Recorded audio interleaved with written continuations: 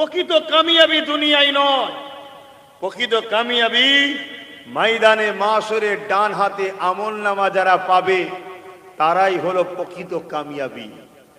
বাঁ হাতে যারা আমলনামা পাবে তারা কিন্তু কামিয়াবি নয়।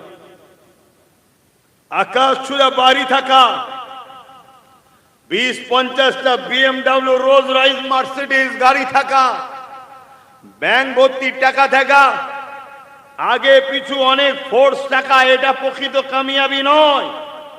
প্রকৃত কামিয়াবি তোমার স্রষ্টা যদি তোমার উপরে রাজি হয়।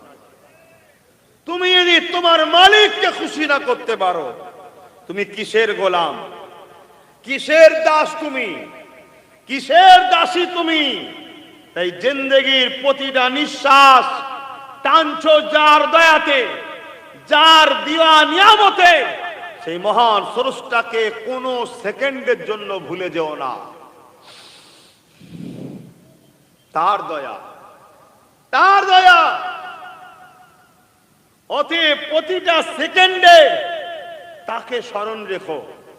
ব্যবসা করো, কারবার করো, সংসার করো, স্ত্রী, পরিবার, আত্মীয় স্বজন, বন্ধুত্ব করো, ভ্রমণ করো, ঘোরো।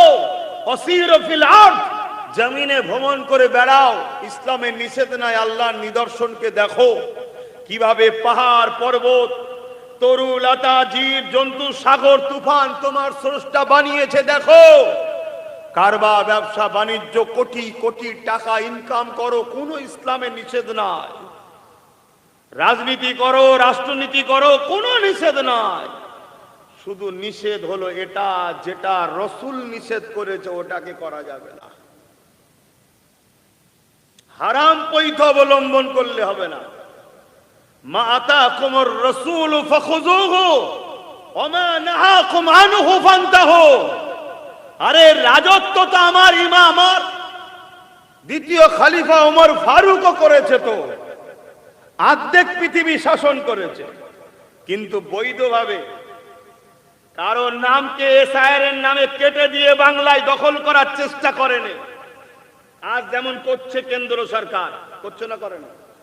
ওদের তো মুরদ নাই, ডাইরেক্ট আসা। কেন? মানুষ ঘৃণা করে ওদেরকে, তাই নাম কেটে বাদ দিয়ে দিচ্ছে যে ভোট দিতে দেবো না, আমরা আসবো। ও স্বপ্ন দেখেও তোমার লাভ নাই, ও তো ছিঁড়ে ভিজবে না। কি মনে হচ্ছে ভিজবে? এখনো পর্যন্ত চান্স নাই।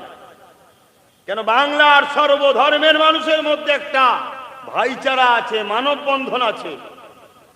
কিন্তু ওমর ফারুক রাদিয়াল্লাহু তাআলা অর্ধেক পৃথিবী শাসন করেছে। রোমের মসজিদে আকসাকে রোম সাম্রাজ্য দখল করে রেখেছিল।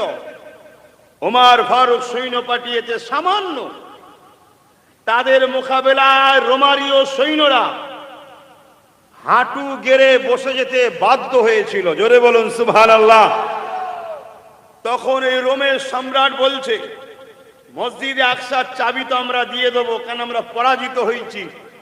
তবে আমাদের একটা দাবি, এটা অনুরোধ, আমরা দেখতে চাই কে মুসলমানদের খলিফা, কে ওমর ফারুক। পুরো পৃথিবী যেখানে রোমের বিরুদ্ধে লড়াই তো দূরের কথা, রোম নিয়ে ভাবতে ভয় করে। সেই সুপার পাওয়ার যেমন আজকে আমেরিকা, তৎকালীন সময় ছিল রোম। এই রোমের বিরুদ্ধে অল্প সামান্য সৈন্য পাঠিয়ে আমাদেরকে তাদের সামনে হাঁটু গাড়তে বাধ্য করেছে।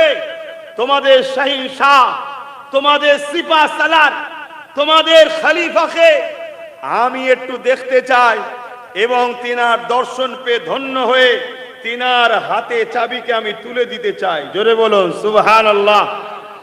কিসের জোরে এ বিজয়? ঈমান, যেটা আমার কম ভাই আজ আমাদের বড় দুর্বল। আর এই দুর্বল হয়েছে দুইটা কারণে।